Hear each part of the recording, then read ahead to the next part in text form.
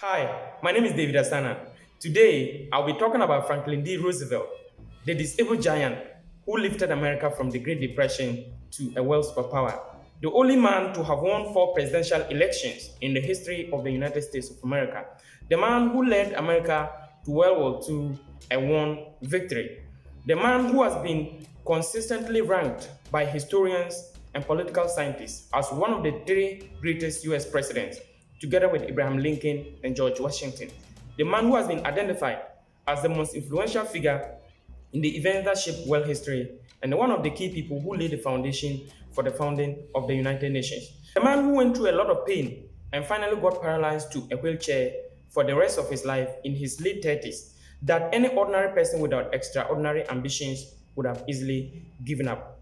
But how could such a disabled man be able to achieve all these things? Well, let's listen to the story of Roosevelt.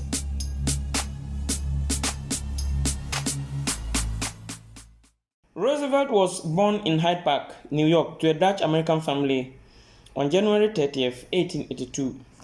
After graduating from Harvard University with a BA degree in history in 1903, he pursued law at Columbia University but left without receiving a degree when he passed the bar examination to practice law in 1907. He won an election to the New York State Senate in 1910 as a Democrat from his home district. He was re-elected in 1912. He served as an assistant secretary to the Navy from 1913 to 1920 and ran unsuccessfully as the Democratic Party vice presidential candidate in the 1920 election. While on a vacation at Campobello Island in Canada in the summer of 1921, Roosevelt contracted a paralytic disease believed at the time to be polio, which left him permanently paralyzed from the waist down. This made him contemplate retiring from politics. Despite his courageous efforts and the doctor's hard work to help him walk, he was finally told there was no cure for polio and that he had to live with the condition for the rest of his life. What a tragic statement this was. This was a big threat to his career, as this could mean retirement from active politics. However, with the encouragement from his wife, his friend and political confidant Louis Howe, Roosevelt resumed his political career. He gradually taught himself how to walk for short distances with the help of iron braces along his hips and legs and supporting his weight with his torso and a cane. He tried to keep this as a secret as possible and never be seen using a wheelchair in public, as this could highlight his disability and his opponents could use this against him. However, his disability was already well known in the public eye before he could realize. In 1928, Roosevelt won an election as the governor of New York and was re-elected in 1930. Following his re-election as the governor, he started campaigning for the presidency, and in 1932, he won the nomination as the Democratic Party presidential candidate for the 1932 presidential election in Chicago. As this was during the heat of the Great Depression, he campaigned vigorously, promising to implement economic recovery programs such as the New Deal, securities regulation, tariff reduction, support for farmers, and many other interventions to address the far worsening economic situation. His unshakable self-confidence, proactiveness, and personal charm won him the support of the masses. In the 1932 presidential election, he won over 22 million popular votes, beating his closest contender, the incumbent, over 7 million votes.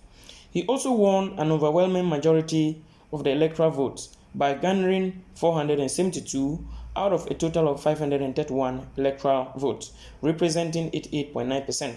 He subsequently went on to win overwhelmingly again in the 1936, 1940, and 1944 presidential elections, and holding the record of being the first and only American president to have won four presidential elections in American history. What made Roosevelt so successful in his political career despite his physical disability of being paralyzed? How could such a physically handicapped person win the support of the overwhelming majority of the American people? His stubborn confidence is a confirmation of what Napoleon Hill wrote in Think and Grow Rich, that no one is ever defeated until defeat has been accepted as a reality. Roosevelt's self-confidence, positive self-image, and belief in himself were the key ingredients that led to his success. He led America successfully through two great events in the world's history, the Great Depression and World War II. The success over these two great events would later confirm America's status as a true world superpower, exerting a significant amount of influence around the globe. His unparalleled 12-year rule and success over the crippling and debilitating economic depression and the US victory in World War II made him a central figure in world events and one of the greatest political leaders of the 20th century.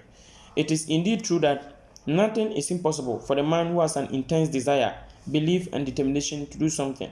The lesson from this great man is enormous, has changed the course of events, and has impacted the lives of many even up to today. So go on to pursue your dreams and avoid the excuse of disability or sickness. If Franklin D. Roosevelt, Helen Keller, Natalie Dutoit, and many others could go on to achieve greatness despite their great limitations, nothing can stop you.